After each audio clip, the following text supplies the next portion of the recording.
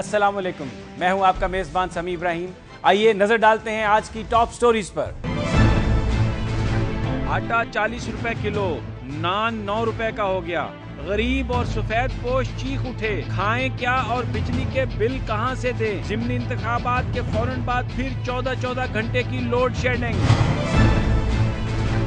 India के साथ मुज़ाकरात जरूर करें, लेकिन गुफ्तगू उसी जबान में जो भारत समझता है। इंडिया पाकिस्तान के खिलाफ कोई बड़ी कार्रवाई करने का सोच रहा है। प्रोफेसर हाफिज सईद। कराची को फौज के हवाले करने का मुतालबा, क्या सियासतदान अपनी नाकामी तस्लीम कर रहे हैं। भाषा डैम मुअख्खर, दासू डैम पहले बनेगा। अब पानी जखीरा करने के किसी मंसूबे पर काम नहीं हो रहा।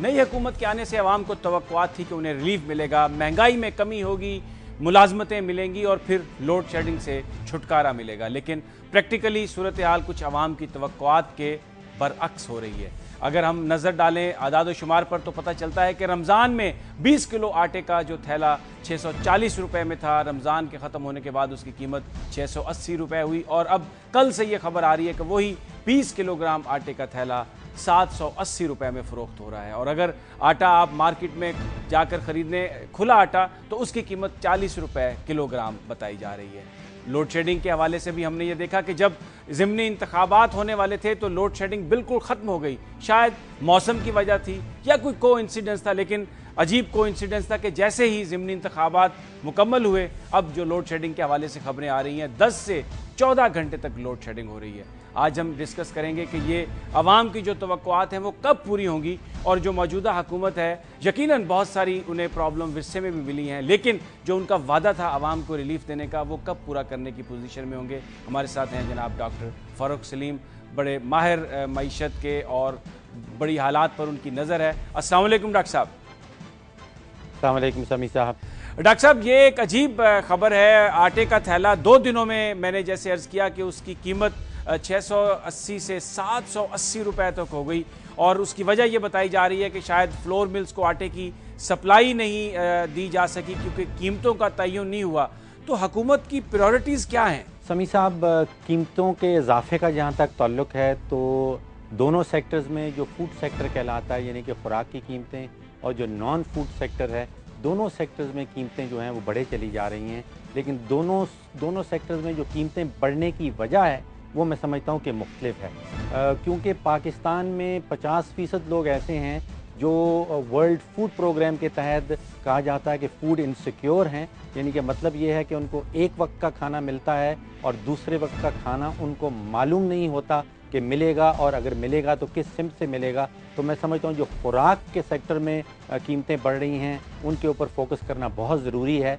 उसमें जो सबसे बड़ा हाथ है वो मैं समझता हूँ कि वीट सपोर्ट प्राइस मैकेनिज़्म जो इस हुकूमत के तहत भी हो रहा है और इससे पिछली हुकूमत भी किया करती थी। आप अंदाज़ा लगाएं कि आज से 5 साल पहले 40 किलोग्राम की जो सपोर्ट प्राइस थी वो लगभग 625 रुपये 40 किलोग्राम की प्राइस थी और वो पिछले 5 साल में बढ़ के अब कोई लगभग 1200 रुपया फ़ी 40 किलोग्राम पे पहुंच चुकी है। तो 100% का इजाफा जो है वो तो हुकूमत ने खुद ही अपनी सपोर्ट प्राइस में कर डाला है। अब पैस्को एक हुकूमत का इदारा है जो वीट ख़रीदता है और वो लगभग 1 अरब रुपया माहाना नुकसान भी करता है, किसी का कोई फ़ायदा भी नहीं करता। तो इस खुराक की कीमतों के पीछे, जो गंदम की कीमतों के पीछे सबसे बड़ा ड्राइवर है, सबसे बड़ा हाथ है, वो तो हुकूमत खुद है। जो नॉन फूड सेक्टर है उसमें कहा यह जाता है कि अगर आप इस स्टूडियो के अंदर पूरी दुनिया भर के इकोनॉमिस्ट को जमा कर लें, आप उनसे कोई भी सवाल पूछें तो हर इकोनॉमिस्ट अपना एक अलग सा जवाब देगा। लेकिन अगर उनसे ये पूछा जाए कि कीमतें क्यों बढ़ रही हैं तो एक ही कंसेंसस होगा, सबका एक ही जवाब होगा और वो जवाब है कि हुकूमत क्योंकि नोट प्रिंट करती है इसलिए आपकी मईशत के अंदर, आपकी इकॉनमी के अंदर कीमतें बढ़ी चली जा रही हैं।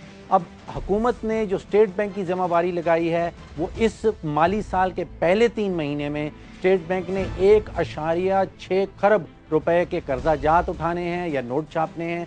जब हुकूमत नोट छापती है तो फिर कीमतें बढ़ती हैं, और नोट इसलिए छापती है क्योंकि बजट में उनका खसारा होता है, और बजट में खसारा इस वजह से होता है कि या तो उनकी आमदन हुकूमत की आमदन बहुत कम होती है और उसके अखराजात ज़्यादा होते हैं।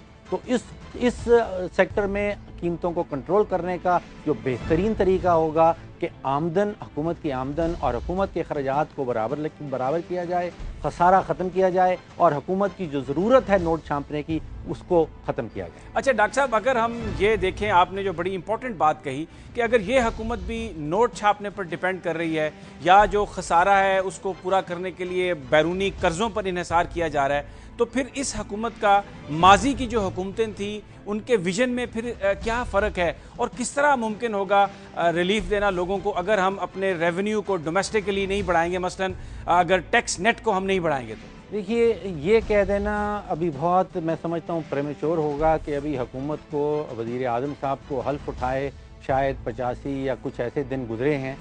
85 दिनों में हम ये एक्सपेक्ट नहीं कर सकते कि मुल्क की किस्मत बदल जाएगी और मुल्क में दूध और शहद की नहरें बहने लगेंगी। इस वक्त तजिया इस चीज़ का किया जा सकता है कि क्या हुकूमत की जो इनिशियल इक़दामात हैं, जो इब्तदाई सिमत है, जो इब्तदाई इक़दामात हैं, क्या वो सही सिमत में हैं या नहीं हैं। तो उस हवाले से जो सबसे बड़ा बोझ है हुकूमत के ऊपर वो स्टेट ओन एंटरप्राइजेज़ का है, जो लगभग 500 अरब रुपए का खसारा सालाना होता है। जैसे मैंने कहा कि हुकूमत का खसारा होता है तो फिर हुकूमत मजबूर हो जाती है नोट छापने से, और नोट छापने से फिर आपकी आती है महंगाई। तो सबसे पहला टेस्ट ये होगा कि हुकूमत उन स्टेट ओन एंटरप्राइजेज़ के हवाले से कौन सा कदम उठाती है, वो 500 अरब रुपए का जो खसारा है उसको किस तरह ख़त्म किया जाता है।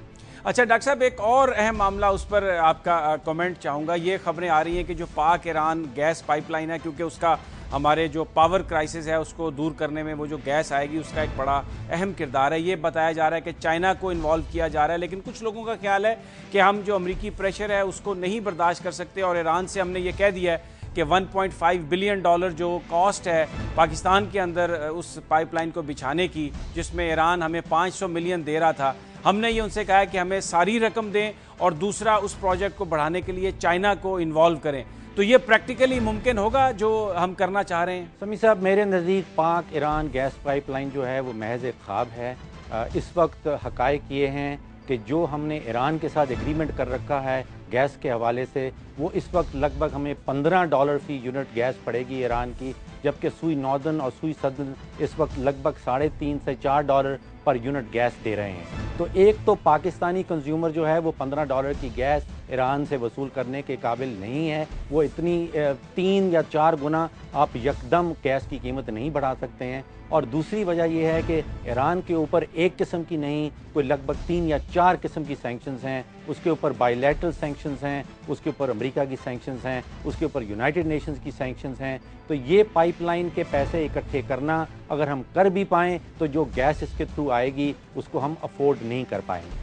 अच्छा डॉक्टर साहब, आपने पहले जिक्र किया जो उन इदारों का जो स्टेट पर एक बोझ है, तो ये जो प्राइवेटाइजेशन का अमल था जब ये हमने शुरू किया तो उसकी 2-3 वजूहत थी। एक तो एफिशिएंसी बेहतर होगी इन एंटरप्रेन्योर्स की, और दूसरा ये था कि हमने कर्ज उतारना था, तो उस हवाले से भी हमें कुछ पैसे की ज़रूरत थी। लेकिन जो हमने इससे पहले चीज़ें प्राइवेटाइज़ की हैं उसका तो उससे ना तो हमारा कर्ज उतरा, घर के जो बर्तन हैं वो भी बिक गए, और एफिशिएंसी के हवाले से भी हमने देखा कि जो हमने बेचा वो बंद हो गया, बहुत सारे लोग अनएम्प्लॉयड हो गए।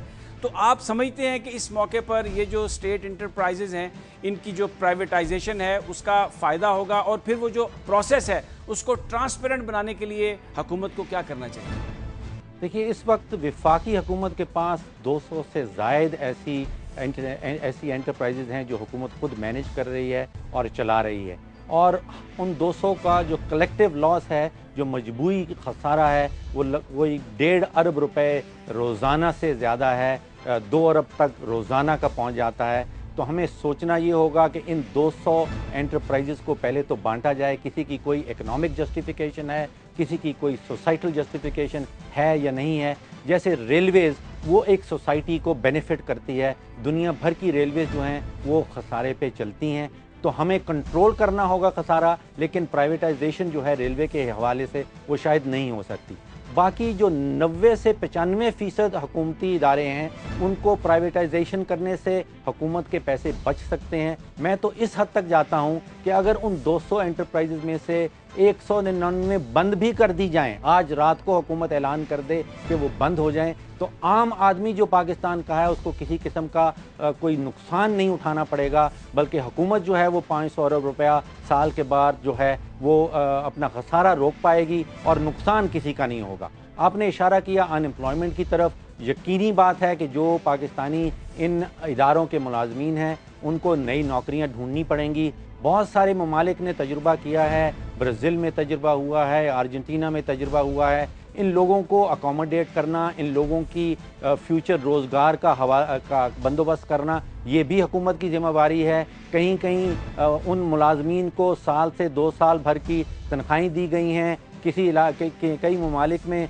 उन लोगों को उन प्राइवेटाइज इदारों में शेयर्स दिए गए हैं, तो उनको मुतमईन करना ज़रूरी होगा। लेकिन प्राइवेटाइजेशन करना इन इदारों का, इसके अलावा पाकिस्तान के पास और कोई चारा नहीं है इस वक्त। बहुत बहुत शुक्रिया डॉक्टर फ़रक सलीम, जो ये कह रहे थे कि 85 दिनों में ये अगर कोई तवक्को करता है कि हुकूमत सारे मसाइल हल कर लेगी, ये तो नामुमकिन है। लेकिन इन 85 दिनों में हम ये ज़रूर अंदाज़ा लगा सकते हैं कि हुकूमत की पॉलिसीज़ सही सिमत में जा रही हैं या नहीं। और ये बड़ा टेस्ट होगा हुकूमत के लिए कि वो इदारे जो इस वक्त नेशनल एक्सचेकर पर एक बोझ बने हुए हैं, उनसे किस तरह वो छुटकारा हासिल करती है। नाज़रीन, यहाँ पर वक्त हुआ एक ब्रेक का, और ब्रेक के बाद हम बात करेंगे जमात उद दावा के सरबराह जनाब हाफिज सईद से, और उनसे जानेंगे कि LOC पर भारत जो कर रहा है इसके पीछे क्या मकासद हो सकते हैं। लेकिन ये सब एक ब्रेक के बाद।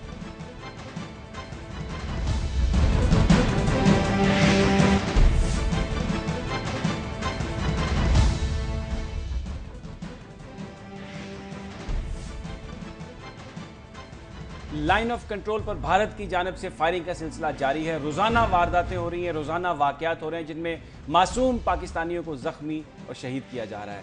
हुकूमत पाकिस्तान ने रिस्ट्रेन शो किया है। मियां नवाज शरीफ बार बार ये कह रहे हैं कि हम भारत के साथ मामलात को मिलकर बैठकर तय करना चाहते हैं, लेकिन भारत की जानिब से इसका कोई मस्बत जवाब नहीं आ रहा। कुछ लोगों का यह ख्याल है कि अगर आप भारत के साथ नरमी से बात करेंगे तो कभी भी भारत उसका असर नहीं लेगा। उनके मुताबिक ईंट का जवाब पत्थर से देना ज़रूरी है। भारत को सख्ती से जवाब आप देंगे तो वो आपकी बात सुनेगा। क्या इस सिलसिले में पाकिस्तान की पॉलिसी होनी चाहिए? आज जमात उद दावा के सरबराह हाफिज सईद अहमद हमारे साथ मौजूद हैं। उनसे हम जानने की कोशिश करेंगे कि पाकिस्तान को कौन सी स्ट्रेटजी अपनानी चाहिए जिससे मामलात भी हल हों और पाकिस्तान के अंदर भी इत्मीनान रहे। अस्सलाम वालेकुम हाफिज साहब।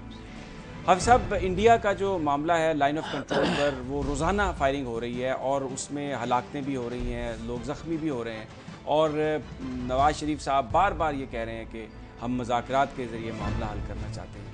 आप क्या समझते हैं कि ये जो LOC पर सारी टेंशन है भारत ने, इसका क्या ऑब्जेक्टिव है? क्योंकि कुछ लोगों का ये ख्याल है कि एक लिमिटेड ऑपरेशन करना चाहता है भारत पाकिस्तान की सरहदों पर। समीर साहब, इस वक्त का सबसे बड़ा मसला ही ये है, नवाज़ शरीफ साहब जब यानी इलेक्शन जीत के आए हैं उस वक्त ये कह रहे थे कि भाई हमें इंडिया के साथ दोस्ताना ताल्लुकात चाहिए, हम मुज़ाकरात के ज़रिए, और ये बहुत अच्छी बात है, मतलब ख़ित्ते में अमन होना चाहिए, नवाज़ शरीफ साहब की सोच यही है।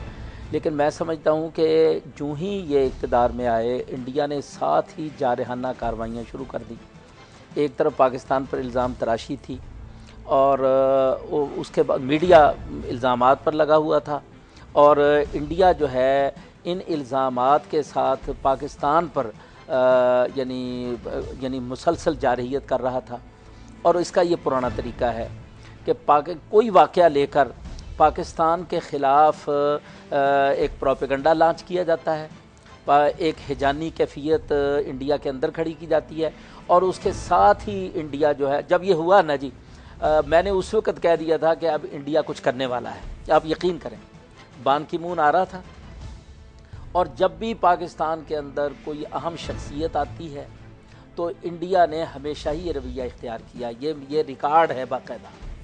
तो जनाब ये हुआ जी कि वो पाकिस्तान ने ये मुदाखलत की और इतने बंदे मार दिए और इतना शोर, साथ ही कंट्रोल लाइन के ऊपर फायर शुरू हो गया। इससे पाकिस्तानी फ़ौजी भी शहीद हुए, आवाम बेचारे बड़े तंग हुए। 3 हफ्ते ये इस कैफियत में गुजरे हैं। 2 दर्जन से ज़्यादा मासूम शहरी जिसमें बच्चे हैं, औरतें हैं, वो शहीद हुए और फ़ौजी अफसर शहीद हुए। ये सारी चीज़ जो है, अब देखिए इसके ऊपर कल पाकिस्तान ने सही जवाब दिया है। इसके बाद मेरी मालूमात के मुताबिक आज उसकी गन्ने खामोश हैं। जब तक पाकिस्तान जी सब्र तहम्मुल का मुजाहरा बहुत अच्छा है, लेकिन ये कमज़ोरी तो नहीं होना चाहिए। ये इन्होंने कहा जी कि हमारा रवैया सब्र तहम्मुल का ही होगा। पाकिस्तान की डिफेंस काउंसिल ने भी यही विजन लिया कि हमने इंडिया के मामले में सब्र तहम्मुल का मुजाहरा करना। मैं सोच रहा था कि जब आप डिफेंस काउंसिल में बैठकर ये कह रहे हैं, उस वक़्त LOC पर शदीद फायर हो रहा था, और क्या पाकिस्तान के ये कहने से इंडिया का फायर रुक गया? नहीं रुका। फायर उस वक़्त रुका जब पाकिस्तान ने बाकायदा जवाब दिया। तो मेरी गुजारिश ये है कि इंडिया को नई मुहिम जुई से रोकना चाहिए। मुझे भी बिल्कुल यही नज़र आ रहा है कि ये सारी यानी जो क्रिएट की जा रही है ना जी टेंशन पाकिस्तान के बॉर्डर पर, इसके पीछे मेरा तजुर्बा ये है कि इंडिया यकीनन कोई प्रोग्राम रखता है। वो कोई पाकिस्तान को एक नई सूरत हाल से दो चार करना चाहता है। तो इस मसले के अंदर पाकिस्तान के दिफाई जो ज़िम्मेदारान हैं, पाकिस्तान नवाज़ शरीफ साहब हैं, जमातें हैं, सबको सर जोड़ कर यानी बाकायदा तय करना चाहिए। इंडिया से मुज़ाकरात भी करें, लेकिन इस बात पर करें कि आखिर बिला जवाज़ कंट्रोल लाइन पर इतना फायर क्यों हो रहा है। अच्छा हाफिज़ साहब, एक चीज़ और हमने देखी है कि जैसे ही LOC पर टेंशन बढ़ी है, पाकिस्तान के अंदर भी जो दहशत गर्दों की कार्रवाइयाँ हैं उनमें बड़ा इजाफा हो जाता है। बलूचिस्तान में भी बड़ा वायलेंस हुआ, कराची में वायलेंस हुआ। मैं आपसे और एक मैं अगर आप इजाज़त दें, भक्खर में भी शिया सुन्नी फसाद के नाम पर एक टर्मोइल क्रिएट करने की कोशिश की गई। ये बताइए, इनके पीछे आपका तजुर्बा क्या कहता है, किन लोगों का हाथ? देखिए समी साहब, बात बड़ी साफ़ होनी चाहिए ताकि कौम को कम अज़ कम सही बात मालूम हो। बात यह है, इसमें एक बड़ा गहरा रबत है। कंट्रोल लाइन का फायर, पाकिस्तान के अंदर तखरीबकारी और फिर मजहबी फसादात, टारगेट किलिंग बलूचिस्तान के अंदर, यानी एक तूफ़ान हर जगह पर एक ही तरज का खड़ा हो जाता है। तो मैं साफ आपसे कहता हूँ कि बकर का वाक़या हो या ऐसे बहुत सारे वाक़यात, इन वाक़यात में शिया सुन्नी का नाम बदनाम किया जाता है, जैसे तालिबान का नाम बदनाम किया जाता है और उसकी आड़ में बहुत कुछ किया जाता है। इसी तरह मजहबी ग्रोहों का नाम लेकर इसकी आड़ में बहुत कुछ किया जा रहा है। तो मैं बरमला तौर पर कहता हूँ कि इन सब वाक़यात की तहकीक होनी चाहिए। और ये जो इस वक्त हमारा जो है ना जी ये हमसाया और पाकिस्तान को तबाह करने का मंसूबा रखने वाला, इन सारी चीज़ों के पीछे समी साहब, बलूचिस्तान के मसले के पीछे आपको इंडिया नज़र आएगा, आपको पाकिस्तान की तखरीबकारी के पीछे इंडिया की सरमायाकारी, उसके मंसूबे नज़र आएंगे। एक एक चीज़ आप कंट्रोल लाइन पर उसका फायर ना देखें, आप पाकिस्तान के अंदर और इतनी मदाखलत शदीद उन्होंने नहीं कर ली है, और पाकिस्तान के अंदर इसका बगौर जायज़ा लेने की ज़रूरत है और फिलफौर इसका इजाला करने की ज़रूरत है। अगर खुदा न खास्ता ये कार्रवाइयाँ बढ़ती गईं तो मुल्क के लिए बहुत बड़ा मसला खड़ा हो जाएगा। तो आप सर जोड़ कर बैठें और बैठकर आप इसके इदाले की फ़िक्र करें। अच्छा हाफिज़ साहब, आपने कहा कि जैसे सारे लोग कह रहे हैं कि मुज़ाकरात बहुत अच्छी बात है, गुफ्तगू होनी चाहिए, लेकिन जो पाकिस्तान के वज़ीर-ए-आज़म ने तकरीर की उसके हवाले से जो हमने इंडिया का प्रेस देखा, मसलन हिंदू का मैं एक एडिटोरियल आपको कोट करता हूँ, उसमें उन्होंने ये कहा कि बड़े कन्फ्यूज़ हैं नवाज़ शरीफ साहब। वो दहशत गर्दों के साथ, ग्रुप्स के साथ मुज़ाकरात की बात करते हैं, तो ये किस मुज़ाकरात की वो बात करते हैं? उनके नज़दीक ये तमाम जो लोग जिन्होंने हथियार उठाए हुए हैं वो एक हैं, और जो एक पुराना मुतालबा है इंडिया का कि जो लोग कश्मीर में भी आज़ादी की जंग लड़ रहे हैं उनको भी दहशतगर्द कहकर इसी के साथ वो मलाइन करने की बात करते हैं। तो अगर ऐसी सूरत हाल का सामना है इंडिया से, तो फिर मियाँ साहब की जो कोशिशें हैं मुज़ाकरात करने की, मामलात को बेहतर बनाने की, ऐसा लगता है आपको कि मुज़ाकरात से मामला ठीक हो जाएंगे? मैं अर्ज़ करता हूँ, मुज़ाकरात होने चाहिए, मुज़ाकरात से मसाइल हल होते हैं। मुज़ाकरात के बग़ैर इस वक्त जो पाकिस्तान के अंदर की सूरत हाल है, इसके बग़ैर इसका दूसरा कोई हल नहीं है, ये करने चाहिए। लेकिन मैं समी साहब आपको साफ़ तौर पर कहता हूँ कि कन्फ्यूज़ नवाज़ शरीफ साहब को कन्फ्यूज़ करार देना, इसके पीछे भी इंडिया का एक मकसद है। वो दरअसल इन मुज़ाकरात में रुकावट बनना चाहता है। वो नहीं चाहता और नहीं आपको इजाज़त देगा कि आप उनके साथ मुज़ाकरात करें। वो हर जगह पर रुकावटें खड़ी करेगा। ये मेरी आज की कही हुई बात आप नोट करें, कल आप इसको देखेंगे। तो अगर उसने नवाज़ शरीफ साहब कंफ्यूज नहीं है, वल्लाह नवाज़ शरीफ साहब ने वो बात कही है इस नशरी तकरीर में, कम अज़ कम पिछले अशरों से मैंने किसी हुक्मरान की ज़ुबान से ये बात नहीं सुनी। उन्होंने कहा कि कश्मीर हमारी शाहराग है, उन्होंने कहा कि कश्मीर हमारा कौमी इशू है। तो ये बातें, ये कंफ्यूज आदमी नहीं करता, ये जिसका माइंड क्लियर है वो बात करता। तो मैं कम अज़ कम इस बात पर मुतमईन हूँ, वो बात बहुत अच्छी है। लेकिन इंडिया इसको कंफ्यूज कर रहा है और इंडिया इस वक्त मुज़ाकरात के रास्ते में रुकावट बन रहा है। वो नहीं चाहता कि ये पाकिस्तान का मसला ख़त्म हो और पाकिस्तान में अमन व अमान हो और ये वह दहशतगर्दी तखरीबकारी से पाकिस्तान की जान छूटे, टारगेट किलिंग से जान छूटे। बाकायदा मैं कहता हूँ, मैं इसके लिए हुकूमत पाकिस्तान से कहता हूँ कि आप इसके लिए पूरा कमीशन बनाएं, तमाम वाक़यात की तहकीक करें कि इसके पीछे कौन है, प्लानिंग कौन कर रहा है, ये सारा मामला, और फिर मीडिया के ज़रिए इसको सही रंग कौन दे रहा है इसको। हाफिज़ साहब आप हमारे साथ ही रहिए, बड़ी इंपॉर्टेंट गुफ्तगू हो रही है हाफिज़ सईद साहब के साथ। वक्त हुआ है ब्रेक का, लेकिन ब्रेक के बाद हम इनसे ये जानने की कोशिश करेंगे कि पाकिस्तान के अंदर जो मिलिटेंट ग्रुप है उनको किस तरीके से पाकिस्तान की हुकूमत डील करे, लेकिन ये सब एक ब्रेक के बाद।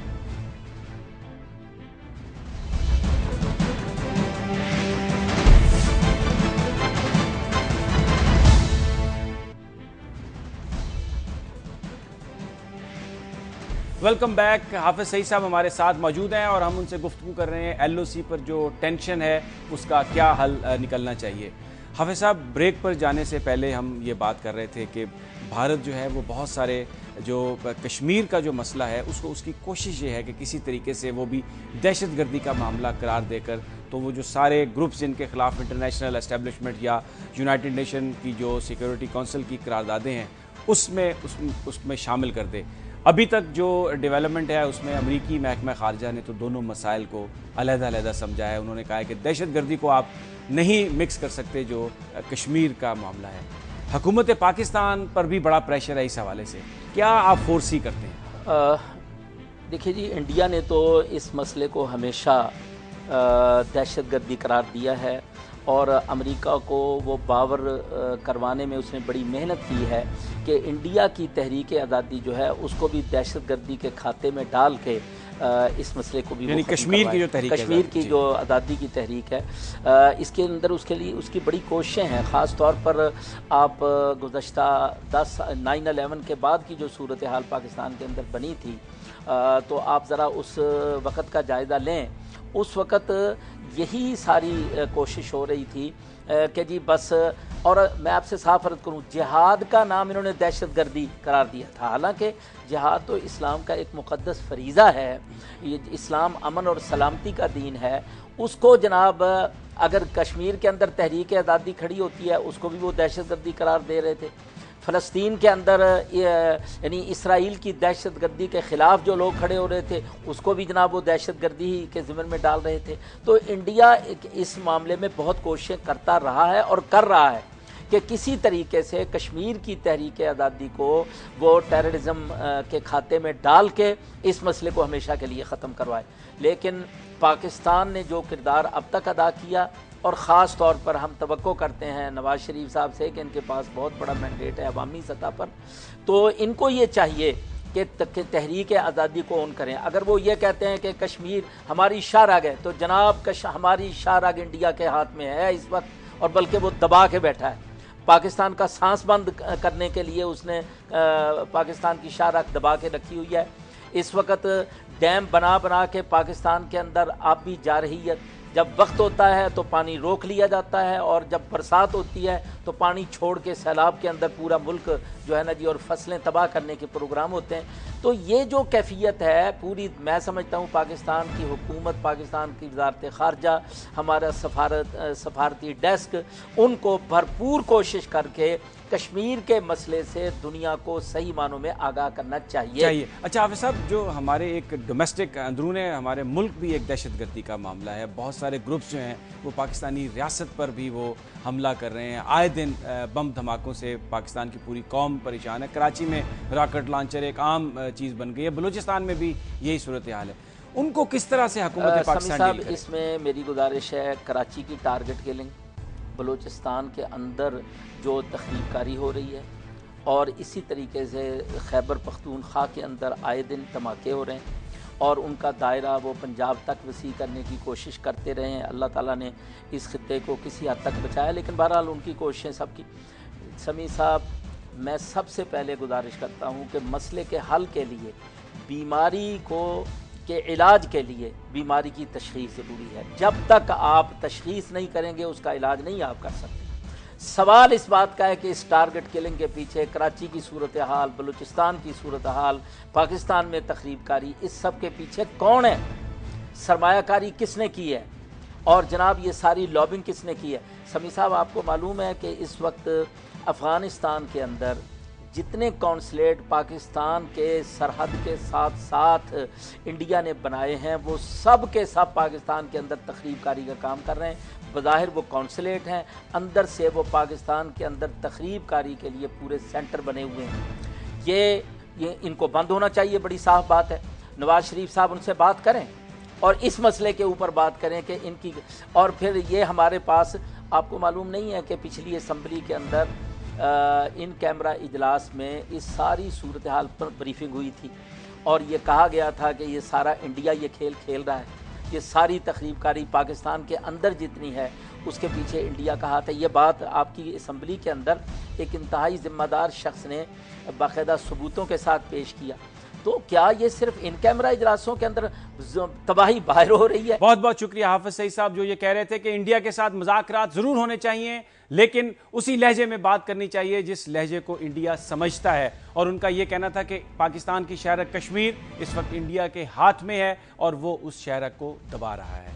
नाजरीन, यहाँ पर वक्त हुआ एक ब्रेक का, और ब्रेक के बाद हम बात करेंगे कराची के मसले पर, जहाँ अल्ताफ़ हुसैन का ये कहना है कि कराची को फ़ौज के हवाले कर दिया जाए, और इसके साथ साथ हम इस पर भी बात करेंगे कि हुकूमत का ये कहना है कि द्यामर भाषा की बजाय दासू डैम पर पहले कंस्ट्रक्शन की जानी चाहिए। लेकिन ये सब एक ब्रेक के बाद।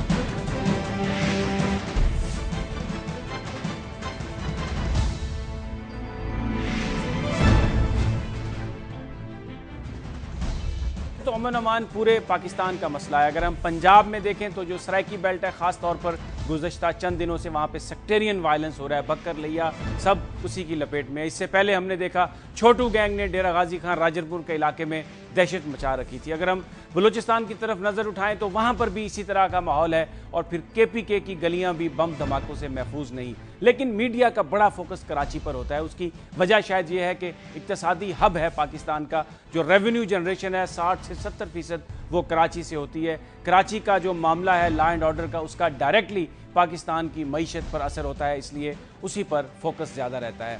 वहाँ की जो सूरत हाल है, भत्ते का मामला, दहशतगर्दी का मामला और जो लाशें मिलने का सिलसिला है वो जारी है। इसी तनाजुर में MQM के कायद जनाब अल्ताफ़ हुसैन का ये कहना है कि कराची को फ़ौज के हवाले कर देना चाहिए अगर हालात को काबू पर लाना है, जिस पर बड़ी तनकीद हुई है। पीपल्स पार्टी ने इस पर बड़ी तनकीद की है। लेकिन अभी हम बात करेंगे इसी हवाले से lieutenant general retired Moinuddin Haider, जो वज़ीर दाखिला भी रह चुके हैं, उनसे जानने की कोशिश करेंगे कि क्या फ़ौज ही कराची के मसले का वाहिद हल है। अस्सलाम वालेकुम जनरल साहब। जी वालेकुम अस्सलाम। जनरल साहब, बयान कीजिए। अल्ताफ़ साहब का ये कहना है कि कराची को फ़ौज के हवाले कर दिया जाए। एक तो इस पर कमेंट कीजिएगा, और दूसरा ये ज़रूर कुछ कमेंट कीजिएगा कि सियासतदान जो हैं जब फ़ौज आ जाती है तो ये स्ट्रगल करते हैं कि डेमोक्रेसी चाहिए, और फिर जब डेमोक्रेसी आती है तो ये मुतालबा करते हैं कि फ़ौज को वापस ले आया जाए। देखिए, बात है कराची के हालात पिछले कई सालों से बहुत तशवीशनाक सूरत इख्तियार कर गए हैं। जिस तरह आपने कहा, कराची पाकिस्तान का माशी हब है। ये पोर्ट से तमाम मुल्क में ऊपर सप्लाई जाती है, तमाम एक्सपोर्ट यहाँ से होती है। तो कराची में जब फसादात होते हैं और ये इसके अंदर रुकावट आती है तो बहुत पूरा पाकिस्तान परेशान हो जाता है। दूसरी बात यह है कि 2 करोड़ का शहर है और पाकिस्तान की 1/10 आबादी जो है वो कराची में रहती है और यहाँ पर साल साल से बदअमनी चल रही है।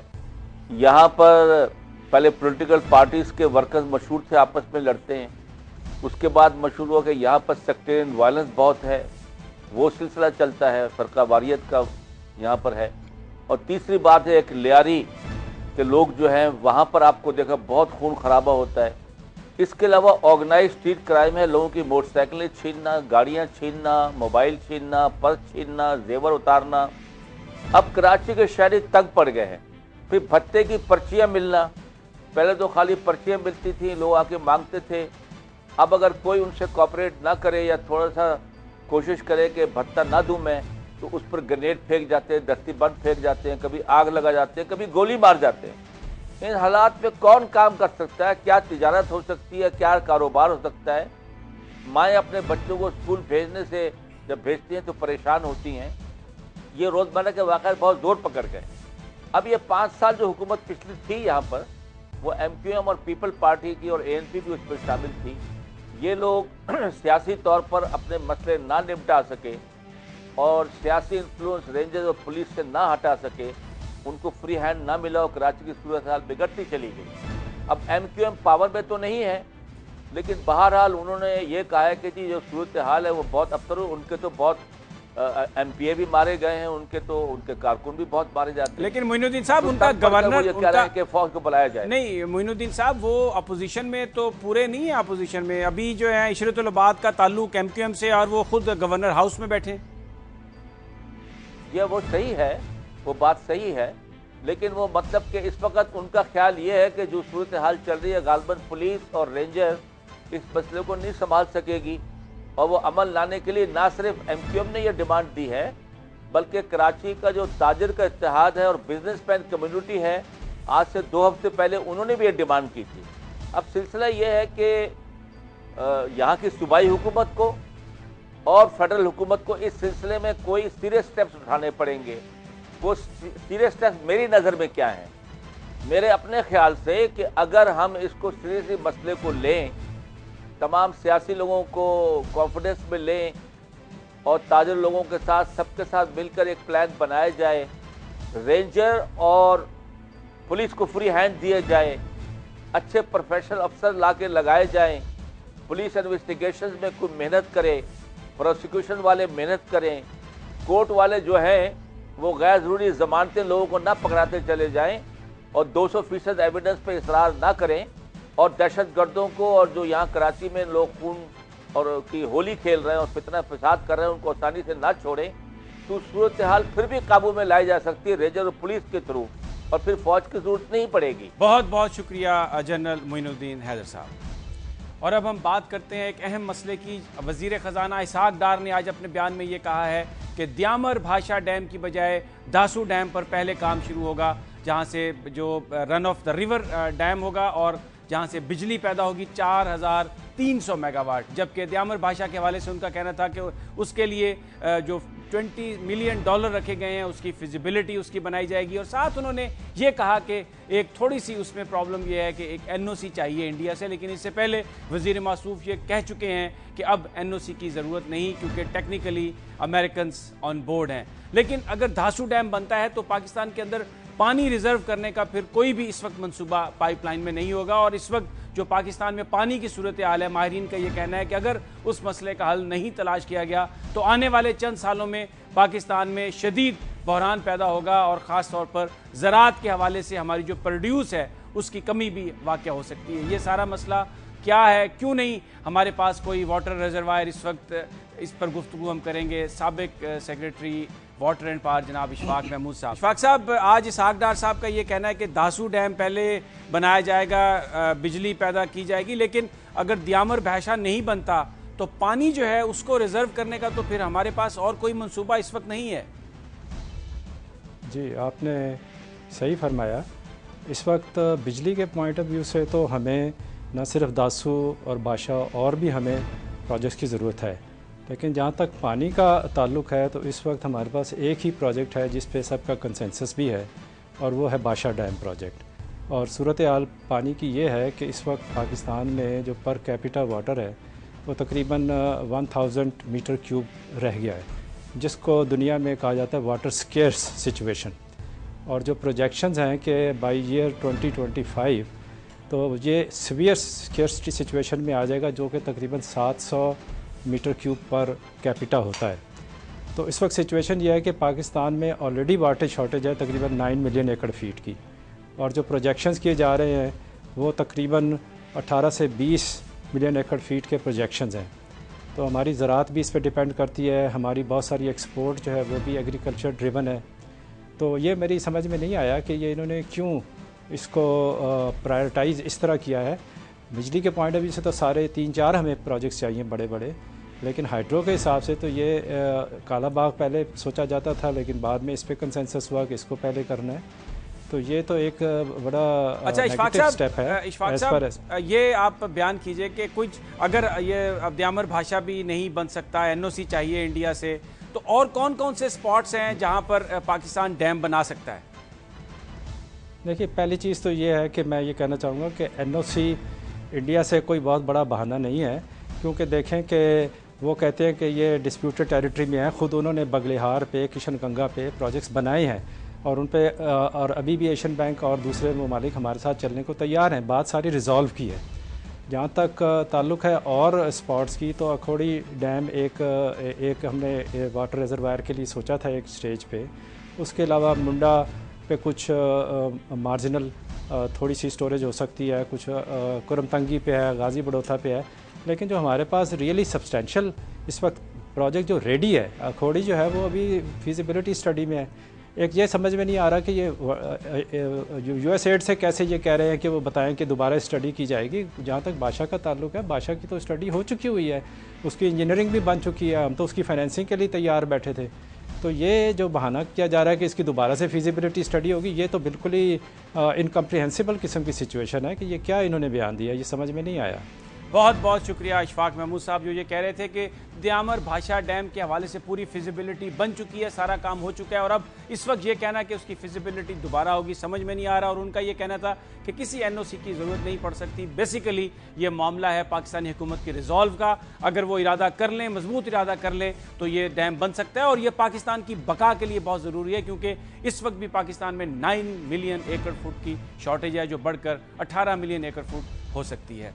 नाजरीन, अब हम आपको लिए चलते हैं एक और दूसरे अहम मामले की तरफ। आज ऐलान किया है वज़ीर-ए-आज़म नवाज शरीफ ने कि उन्होंने दावत कबूल कर ली है अफ़गान सदर हामिद करज़ई की, जो आजकल पाकिस्तान के दौरे पर हैं, और मियां नवाज शरीफ जाएंगे अफ़गानिस्तान के दौरे पर। बताया जा रहा है कि और भी बहुत सारी डेवलपमेंट्स हुई हैं। अफ़गानिस्तान ने पाकिस्तान से मदद मांगी तालिबान के साथ मुज़ाकरात के लिए, और अब तवक्को की जा रही है कि अगले चंद दिनों में मज़ीद तालिबान जो रहनुमा पाकिस्तानी हुकाम के पास हैं उनको रिहा किया जाएगा, जिससे यकीनन फैसिलिटेट होंगे वो मुज़ाकराती अमल। दूसरी अहम खबर जो आई है वो ये कि हुकूमत पाकिस्तान ने मुलतवी कर दिया सज़ाए मौत। तकरीबन 400 से ज़ायद सज़ाए मौत के कैदी हैं, उनकी जो अमल दरामद था उनकी सज़ा पर वो मुलतवी कर दिया गया है। बताया ये जा रहा है सरकारी ज़राए के हवाले से कि ये इसलिए किया गया है कि क्योंकि यूरोपियन यूनियन ने कहा था कि वो जो तिजारती मुआहदा है उनका फिर उस पर अमल दरामद की वो इजाज़त नहीं देंगे। लेकिन कुछ लोग जो मामलात पर नज़र रखते हैं उनका ये कहना है कि इसका बराह रास्त ताल्लुकात तालिबान और दूसरे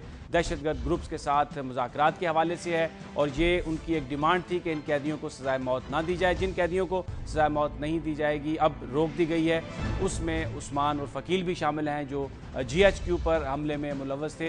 कुछ लोगों का यह ख्याल है कि यह नहायत ज़रूरी है, हुकूमत भले मुज़ाकरात करे, लेकिन रिट ऑफ गवर्नमेंट ज़रूर इस्टेब्लिश होनी चाहिए। जिनको पाकिस्तान की, जिन मुल्ज़मान को पाकिस्तान की आला अदालतें सज़ाए मौत दे चुकी हैं, उनकी सज़ाए मौत को मौखर करना या इस मामले को किसी और अंदाज से हल करना यकीनन रिट ऑफ गवर्नमेंट के हवाले से बड़ा सवाल उठाएगा। इससे पहले भी छोटू गैंग के हवाले से पंजाब हुकूमत की जो रिट है उसके हवाले से कई सवालात उठाए जा चुके हैं। नाज़रीन, ये था आज का प्रोग्राम। कल फिर आपसे मुलाकात होगी टॉप स्टोरी में नई खबरों और नए एनालिसिस के साथ। तब तक अपना और अपने साथियों का ख्याल रखिए। अल्लाह हाफिज़।